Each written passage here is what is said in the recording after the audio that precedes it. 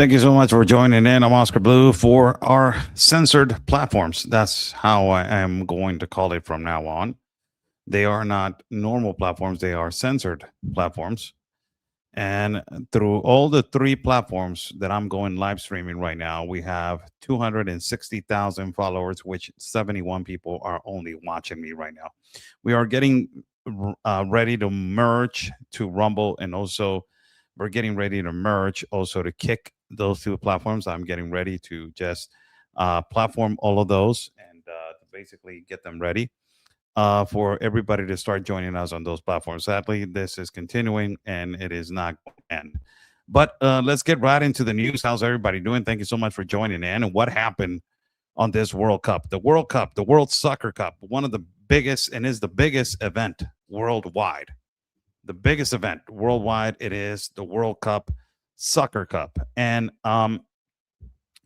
there has been a lot of things that have been going on regarding this World Cup. The inauguration was today. It was in Estadio Azteca that it just recently merged and they just recently changed the name of Estadio Azteca to Mexico City or City of Mexico Stadium. That it had a capacity for 130,000, and I believe that they have decreased it to 85 to 90,000, something like that, because they made more podiums or made more private, podiums or something. That it was more refreshing for people to just get a better privilege for this kind of scenarios in these kind of places. So Mexico played today against South Africa. 2-0 Mexico won. Yay, we won 2-0. And the inauguration day in Mexico City. I don't know why they are closing the tournament in New York. It shouldn't be over there. It should be in Mexico City. It should be over here where we have, it should be over here. It shouldn't be in New York, but it's the closing event and the closure of the World Cup. It is in New York, but FIFA, it's working its ways. What is going on with this? So Iran and the United States of America are in a war conflict. Everybody knows what has been recently happening. And just recently, Donald Trump, the president of the United States of America, has expressed that he has come to an agreement to end this war and that presumably they have accomplished everything that they need to be accomplished on this conflict of war. But it has come into a place where it is affecting, sports. And the United States of America has put a ban on certain particular countries and put a restriction ban to enter on certain particular countries into the United States of America. One of them was Iran. Other ones were like Congo and all these places. And the Iranian national soccer team, although they were in a conflict, although they were in a war conflict, they decided to participate in the World Cup and they pass, the semifinals and the quarterfinals to qualify to the World Cup. And they have qualified and they're going to play their first game in the 15th of June against New Zealand. The problem was that immediately when they knew that their games were going to be played in the United States of America, some of their visas were going to get denied and neglected. And that actually happened. Their staff members, a lot of their staff members from this national team of Iran, a lot of them, their visas were neglected and were denied. And they needed a place to stay. Meanwhile, everybody remained together, the national team of Iran. So they decided to ask Mexico if they could stay in a border town next to the United States of America. The president of Mexico said, yes, you are going to be staying in the city of Tijuana where we are located. And ultimately, after they accepted to stay in Tijuana, you're going to be safeguarded by the military. You're going to be provided accommodations to go to the first, to the stadium of the first, division national team called Cholos Quincles de Tijuana or Cholos de Tijuana. And there is going to be your practices. You're going to do your practices over there. You're going to be protected by the government of Mexico. And this was actually what happened. Now the Iranian national team has to stay in Tijuana and they need to commute to the border, safeguarded and protected by the Mexican authorities through all multiple, screening and protocols that they have to go through. Then when they get to the pedestrian port of entry or the vehicle port of entry to enter the United States of America, they're going to be meticulously searched.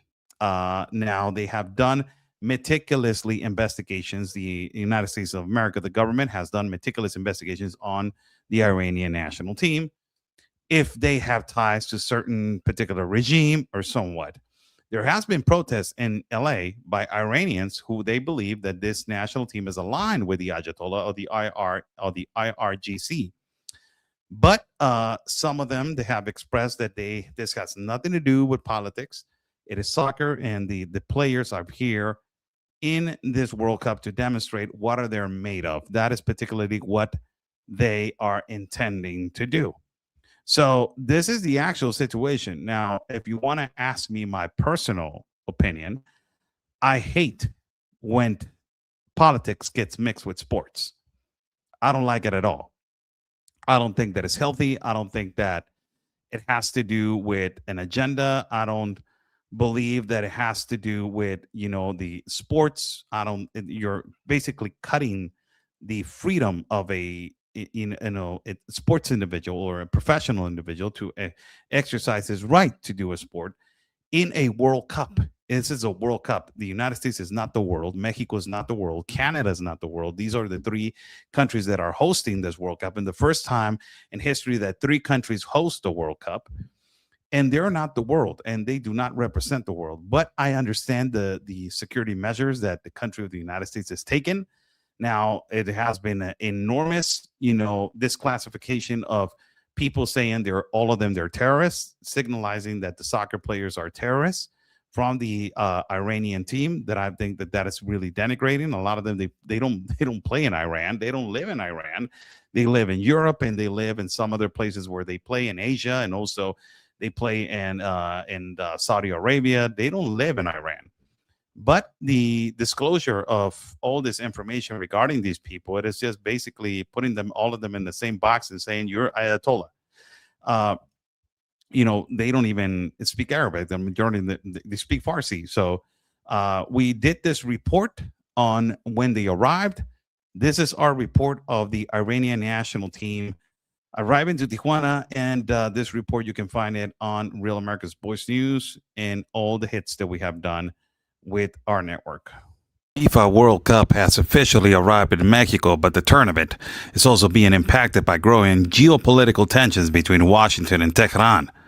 One of the teams most affected by this situation has been the Iranian national team.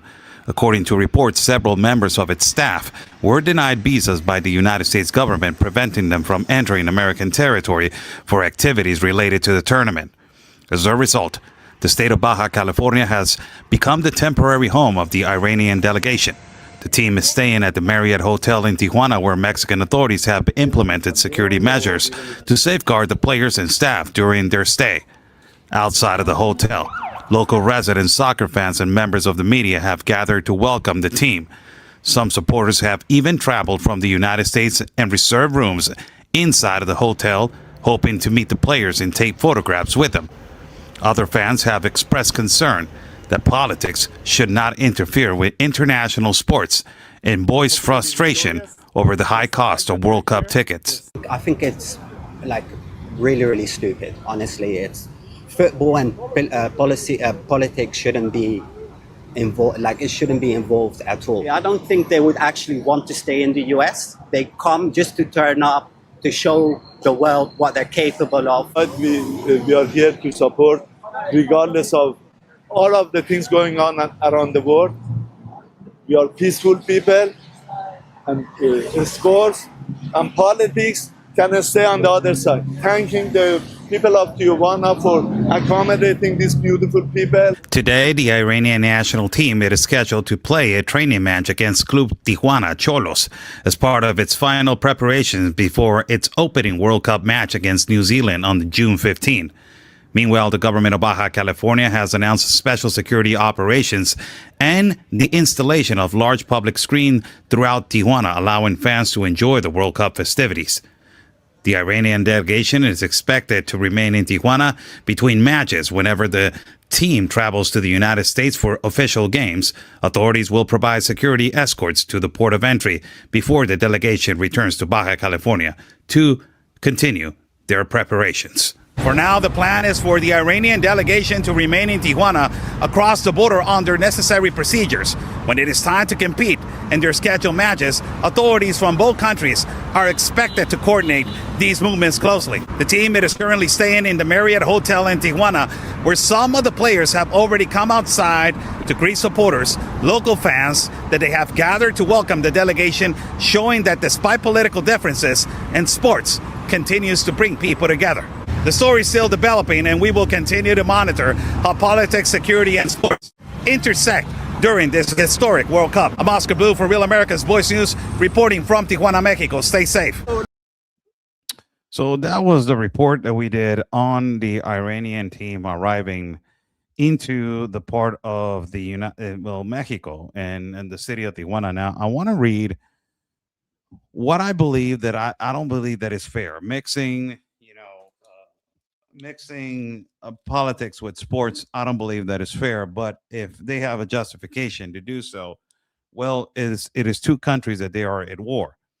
If this will be the case, and let me be fair, if this will be the case, I don't think the United States of America should be hosting also the World Cup if they are at war. But they are, they're the host, and also Mexico is the host. So it's not only the Iranian team who has been neglected from entering the United States of America. Let me just read, what the statements from the FIFA have said about certain particular players, teams, and also countries who have been affected by the restrictions of entering the country, the United States, due to security reasons from the government. All Iranian players were ultimately granted U.S. visas and are eligible to play their World Cup matches. However, around 15 members of the Iranian delegation, including key administrative and management staff, were reportedly denied their visas because of the issues. Iran established its World Cup base in Tijuana, Mexico, and instead of the United States of America. So they're located right now in our city. They're about, from the border that is considered one of the most visited port of entries in the world, that is in San Isidro port of entry. They are located around, with traffic, around 35 to 40 minutes away from that. And they're located around from that particular place to the airport around 25 to 30 minutes without traffic, with traffic 45 to 50. And from that particular port of entry to the Otay Mesa port of entry, that will be another, option for them to enter the United States through their vehicle bus of transportation. They're around 35 to 45 minutes also. So they're in a central part from them to depart, to a particular location. So it also says that these issues are Iran established its World Cup base in Tijuana instead of the United States. Now, a Somali referee was also returned back. One of the biggest controversies outside the teams themselves involves a referee by the name of Omar Abdul Qadir Artan. He was selected to officiate at the World Cup, but was denied entry into the United States despite reportedly holding a valid visa. They say that he had priors, or there was an investigation about this particular referee, and he was returned back to Somalia. And when he returned back to Somalia, he was greeted as a hero in the Somali country. So a Somali referee was also neglected his visa. And also Iraq. The team of Iraq has also been reports involving Iraqi football. The Iraqi striker Ayman Hussein was reportedly detained connection with entry procedures, according to some media reports. However, there is not confirmed report that the Iraqi national team itself has been denied participation. Fans from certain countries, the restrictions have affected supporters even more than players. According to recent reports, fans from countries such as Iran and Haiti have faced significant visa obstacles for attending matches in the United States. In addition, the travel restrictions have created complications for supporters from other nations under partial U.S. entry restrictions. Current summary for our report, it is that team participants affected by visa are the Iranian players, Iranian staff, administrative staff, where visas were denied. A Somali World Cup referee, his visa was completely neglected and denied entry. Iraqi player Ayman Hussein reported entry related to issues, and many fans from Iran and Haiti are facing major visa restrictions. It's so, and they're enforcing so much this entry. Let me just say something, how much they're enforcing this entry, that they have decreased the level of acceptance through the Iranian team, giving them only 8% of the ability to participate with tickets for their family members. So, when you mix politics with sports, I don't like it. People, I'm just going to be honest with you. I don't like it at all. I don't like it. It takes me back where, those past years when, they were mixing politics with sports. We didn't like Black Lives Matter mixing politics with sports. You guys remember that? I didn't like people kneeling down on the national anthem of the United States of America, although I'm not a U.S. citizen. I'm a Mexican citizen, but I did not agree on that was a protest or a manifestation to stand with the people.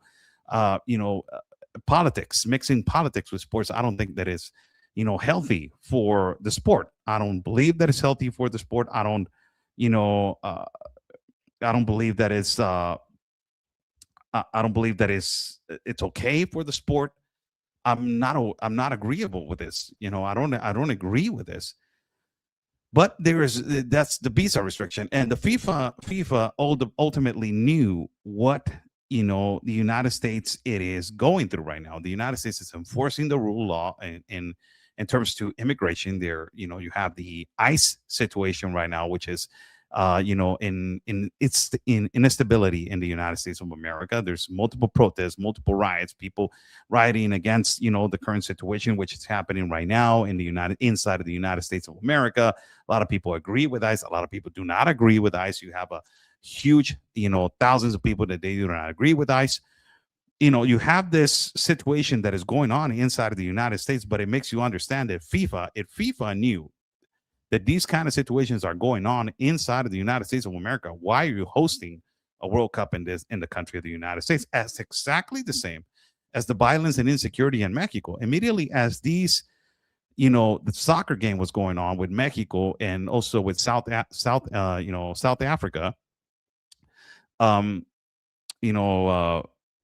as the game was going on, there was multiple protests outside, and you're trying to understand what's going on. There was protests, there was blockades of people, these collected searcher groups. You guys know me that I have been reporting on the missing people.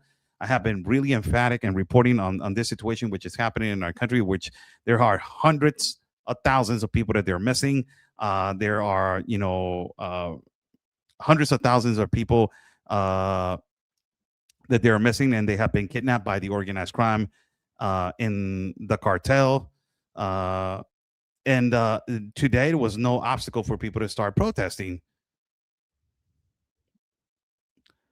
And and if you have a country like Mexico, which is having this huge problem, excuse me for that, if it's having a huge problem of instability, of cartel violence, of kidnappings, of extortion, of cartel activity, of this recent situation of corruption that it's being exposed by the United States government. Why are you holding this country to hold the World Cup? Why are you giving them the opportunity to hold a World Cup? If you're going to have multiple protests, this is barely going to start, people. You're going to have protests from farmers that they do not agree with the situation of water, how the government is handling the water situation. They're not agreeing, the entrepreneurs and businessmen, how they're getting taxed and extortion by the organized crime and the cartel, and it's being normalized by the current administration of Claudia Sheinbaum. The collective groups and the searcher groups, they are basically protesting for the missing people and the missing kidnapped people that they have been found in mass graves. It's undeniable, the question why Mexico is being participate and to hold the World Cup. And it's exactly the United States of America. I'm just I'm asking this normal question because it, a lot of the Mexicans, they feel like it's a great opportunity for Mexico to have a World Cup. We have more, we're soccer, a soccer, a soccer country. We love soccer and all this kind of stuff. And we have been hosting the World Cup in two times, 1970 and 1986, and we have hold one of the two biggest, two biggest figures in World Cup history, Pelé and Diego Armando Maradona, have won World Cups in Estadio Azteca. But I'm a fanatic of the World Cup. We have been waiting 4 years for this, but the country's not doing good. What the president of Mexico it is particularly saying to the public, to the population, and to the public of the world is that the country of Mexico is doing okay financially, economically, in security. And she minimizes everything that is happening. She minimizes and says, well, there's going to be a couple of problems. There's a couple of situations that people do not agree with. But at the end of the day, we're doing great. And it's a complete lie. It's a complete lie. We have seen this from the past, months, how Mexico has been going downfall with assassinations towards mayors, kidnappings towards political figures, detentions and stoppage of and restrictions of political figures and mayors and governors, that their visa has been revoked, cartel members being extradited to the United States of America. You have that, and also you have the United States of America that is not it's not a saint. The United States of America is going through a process also right now. It's going through the ICE process of mass deportations. It's going to, rebellion right now inside of the United States of America with multiple protests, instability in different parts of the country, in different states. They're going through a war right now with Iran. Why are you giving these countries an opportunity to hold a World Cup when you know that they're going through these particular problems? And possibly the strategy of FIFA is to try to ease these problems or try to distract these problems from what is really happening. Of course, it is going to be a major factor when it comes to economy and financially, because the major platform inside of the United States of America are Mexican people. Mexican people fill all the stadiums. If Mexico is going to play in the United States of America, they're going to pack that stadium. As a matter of fact, they're going to be locals inside of the United States of America. There is this actual concern if ICE is going to be present outside of the stadiums of soccer, and some of the stadiums and some of the states that they're holding these World Cup matches, they have said that if ICE arrives into the stadiums, or they know that ICE it is present in the stadiums, they're going to go on strike, and they're going to completely deny access to this World Cup. So it is a major threat, a financial threat, and also it's a major threat to ticket holders. It's a major threat to a World Cup match. This is the biggest sport event in the world right now, for a lot of more than half of the world, that is more important than the Super Bowl, than the NBA finals. This is a big event. And when you have all these restrictions and you have all these problems, it makes it more difficult for the players to concentrate. You have to be, amicable with all these situations that are happening, and you have to be centered and really concentrated on that. It has to be an event that it has to be transparent. You cannot hold an event of this caliber when you have this vast majority of problems, or when you have these conglomerate of situations that you're trying to handle in your country. Like, say, for example, I just mentioned Mexico. You're having a problem of insecurity, you're having a problem of cartel, you're having a problem of all of these situations, and you want to hold the World Cup and you want to tell the world that you are okay.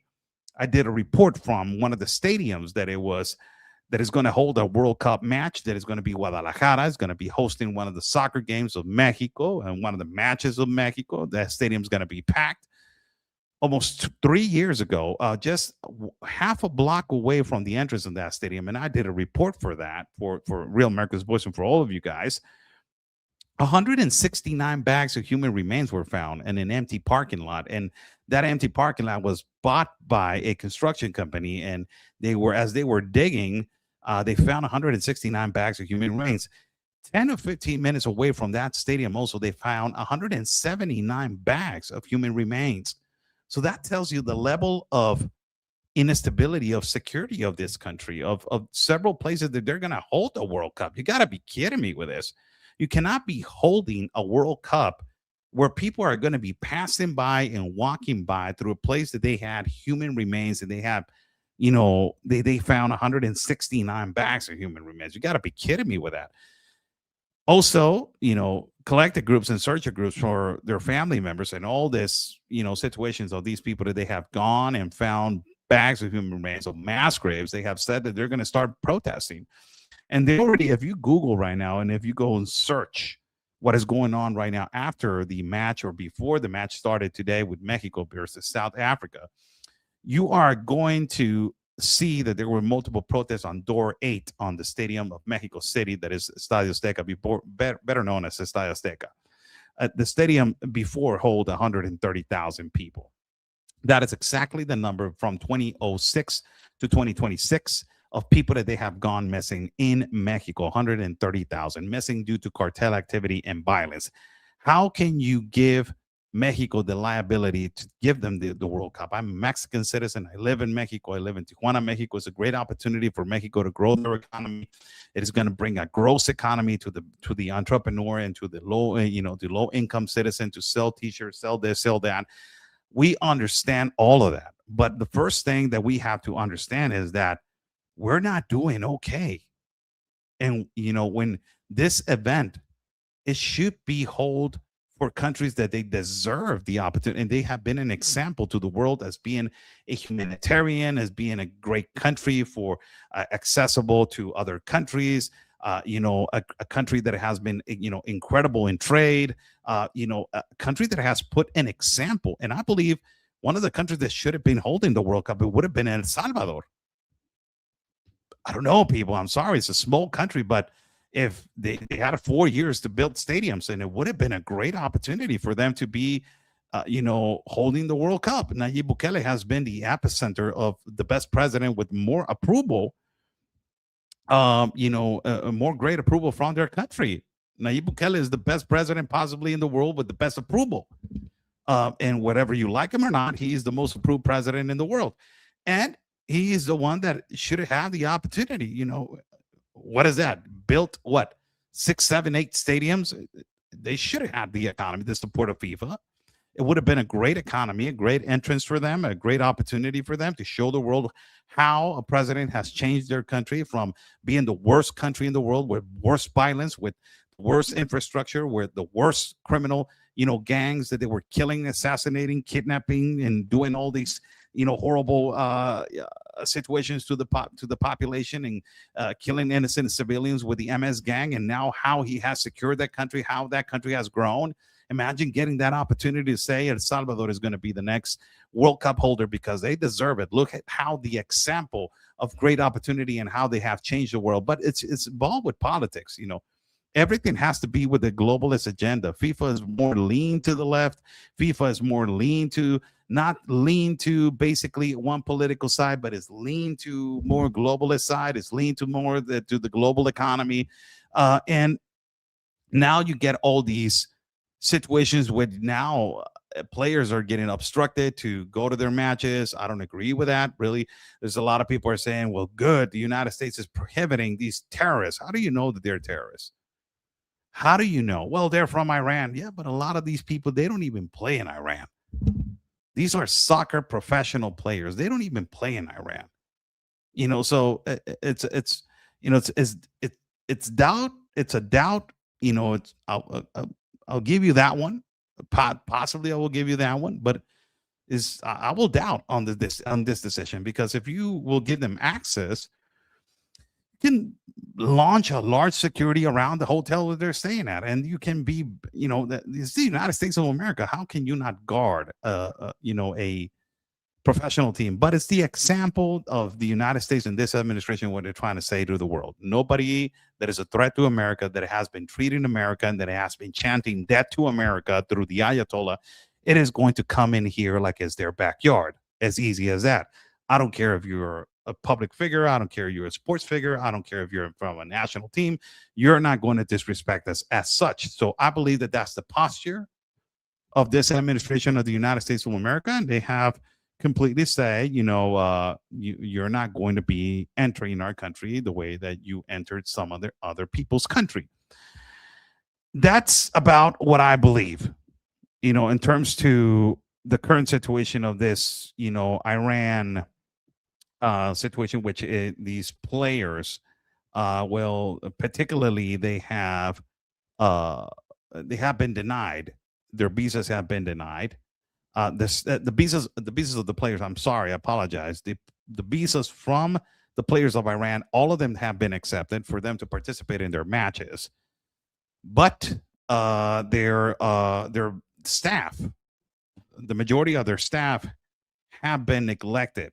And if you go to the Iran matches in the United States, the first one is in the 15th of June against New Zealand, I believe so, and they already have done a particular they're going to do a particular inspection of how to move these people from point A to point B. The matches is going to be the first one. It is going to be Iran's group matches. Iran versus New Zealand on June 15. It is going to be in Los Angeles in SoFi Stadium. So Los Angeles, be sure to be ready for that. There's going to be multiple protests. There's already Iranians that they're protesting against these players because they believe that they are from the Ayatollah or the regime. And the other, it is on June 21st.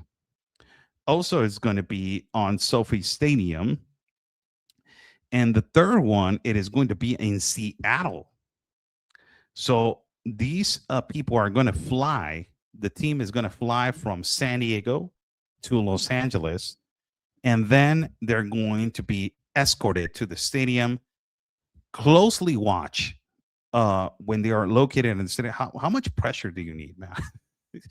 If I was a professional soccer player, I will, this will be complete pressure. Your country is going through a war, and you're going to the country that you are at war with, and you're going to play in the country that you are at war with. Second of all, and third of all, is the meticulous inspections. You're going to have the enormous pressure. Then the pressure of playing a match, and trying to qualify and trying to show the world what are your talents and if you're actually talented in this regard, and if you have the talent to win the 3 matches, 2 matches, 1 match, qualify to the next, the round. It's a lot of pressure. Then from there, you got to fly from Los Angeles, San Diego, commute from San Diego to Tijuana again, the bus drive all the way to Tijuana. I don't think that it's politics. When you mix politics with sports, I don't agree, people. That's my point of view. That's my actual point of view. A lot of people do not agree with what I'm saying. You had a couple of people that they have said, I don't agree, Oscar. This should not even come in.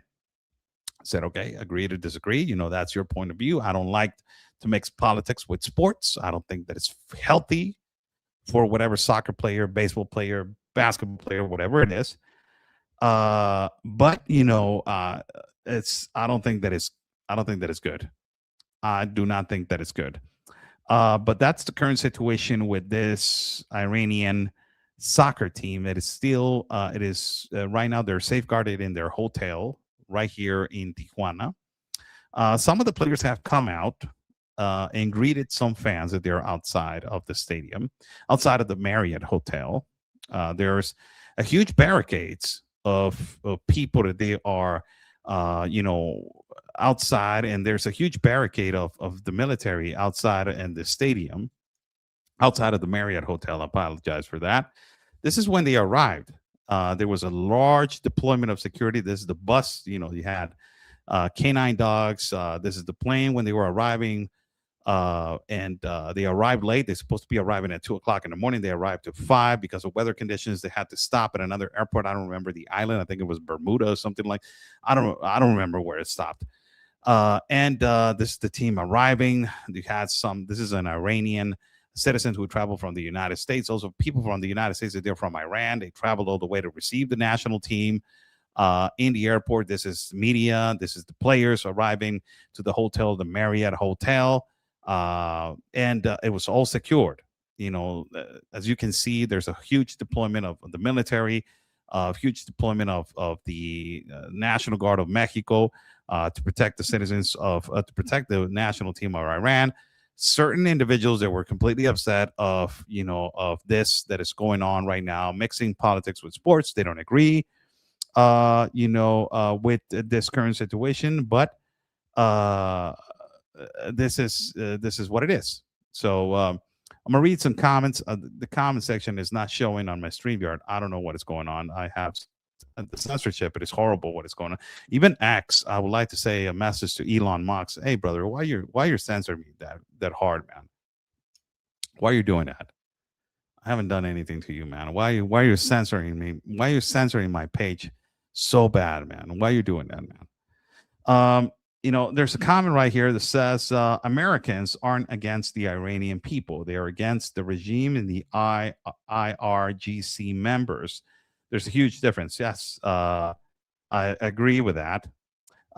There's also says, hello, Oscar. God blessings to you all here watching from Little League Baseball. Hey, how you doing? There's a comment that it was completely hidden by YouTube, and it is because of the language, but I will try to read it. If the people pastime is throwing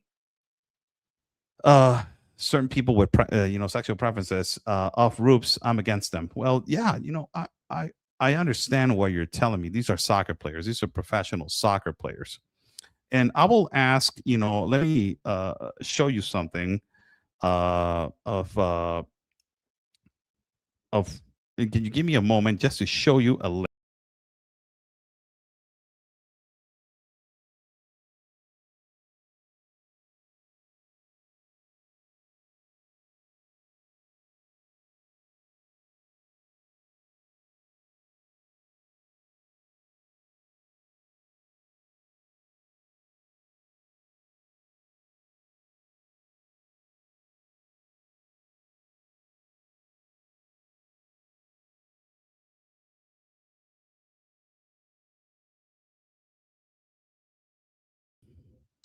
So a lot of the people, the majority of the soccer players from Iran, a lot of them, they play in, Saudi Arabia.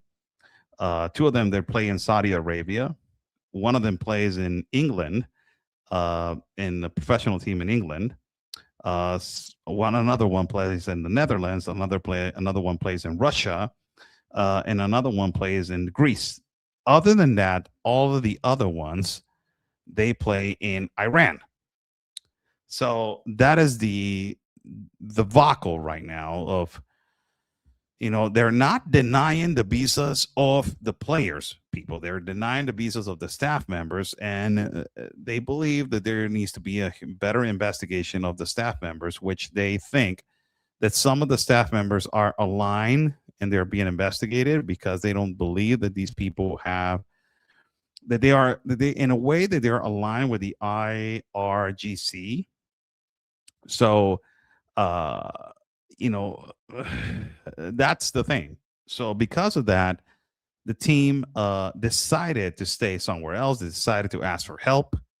And the country that they asked for help was the country of Mexico. They asked Claudia Sheinbaum if there will be a possibility for the national team to stay in the country of Mexico and in a border town that it was close to their matches, and they will have the accessibility to take care of them and also to safeguard them. Meanwhile, they will have their matches. You have 2 matches in LA, a drive from Tijuana to LA if you are before, give or take 8 or 9 o'clock, if you hit the 405 before that, you will have a 2-hour drive, less than that, an hour and 30 minute 2 hour drive. But if you extend more than two, and before 9, 10 o'clock in the morning, you will have a 3 hour drive, because of traffic and the bumper to bumper that it shows from the 5 connecting to the 405. And it's just horrible traffic at that hour. So I believe that what they have told us at this particular time is that they are not going to use uh vehicle transportation, bus transportation. What they are going to use, it is basically they're going to fly to LA, and then after that, after they fly to LA, they're going to be received by authorities. TSA is going to be, I would like to see that, how TSA is going to react, because TSA has been really meticulous when it comes to the people that they're coming in from Africa. They have been completely meticulous. They have been, searching them, investigating them, doing all these meticulous inspections that they're, for some of the people, they're crazy. For some of the people, that it's just meticulous inspections, and that's about it. But I believe that, in my perception, to end this broadcast, for people that they're watching, how's everybody doing? Thank you so much for joining in. Buy me a coffee. It is pinned in the chat. If you guys see all the way to the top, it is pinned in the chat on YouTube. People like to contribute to my independent reporting and travel fund. Thank you so much. We have been outside reporting on this affairs and reporting on what's going on. Tomorrow, we're going to do a massive report from a location that is a big trafficking spot, and the wall has been closed. Thanks to the Trump administration, they have closed this part. Under the Biden administration, they did not close this wall because they say that it was affecting the wildlife. How stupid and how illogical is that? And meanwhile, that they were not closing this part of the wall, children were getting abused in traffic. Women are getting abused in traffic. Multiple houses that they found on that area, they were extortioning and kidnapping migrants, and then later on asking them for more bribe of money. It was a huge place that it was big trafficking spot for the cartel and the organized crime. And now that immediately the Trump administration has come in, immediately they closed that gap, not, just going in there, getting a couple of explosions because there was a mountain cliff. I have reported multiple times from there. They did a couple of, explosions from there to clear up the space and to clear up the mountain. Then they started building the wall and they closed it. And because they have closed the border wall, the trafficking through that area has completely decreased enormously, because it was a big gap and people were receiving them on the other side. Even Border Patrol was receiving hundreds of thousands of them from that particular side, that they were being trafficked by the organized crime and the cartel too. For you to walk through those areas, you had to pay, the organized crime, a quantity between $1,200 to $1,500 to walk to that particular place. And then after that, what you had to pay to the organized crime and the cartel for you to be trafficked into the United States of America, that it was oscillating between $3,000 to $5,000 of quantity to pay the cartel for you to crossing. So the crossing was between 5,000 to 6,000, with all paying the el derecho de piso, like to say, the right to walk into these particular areas, and then the quantity to pay the organized crime to traffic you. And then you were received by these NGOs that they were always standing there next door, like they didn't know anything that it was going on in Mexico, when they knew everything that it was going on. So we're going to go to this place to show you how it has changed. But I'm going to do a special. I'm going to go to the whole neighborhood and show you the stores and show you everything, how it is a really secluded neighborhood.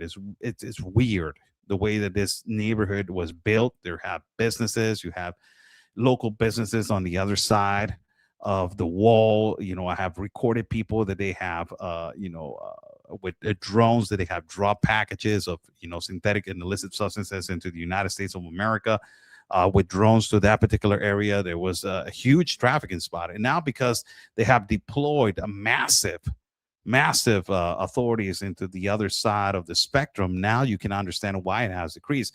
And the most important thing is that the collaboration between two authorities, the United States and Mexico. Mexico also has deployed National Guard into these particular areas, which it has also given the Mexican population the security to go outside, because these areas were completely insecure, were completely horrible, were so much difficult to be just free on these areas, and to take the kids to school, and to go to work, and it was all controlled by them. And now it's not controlled by them.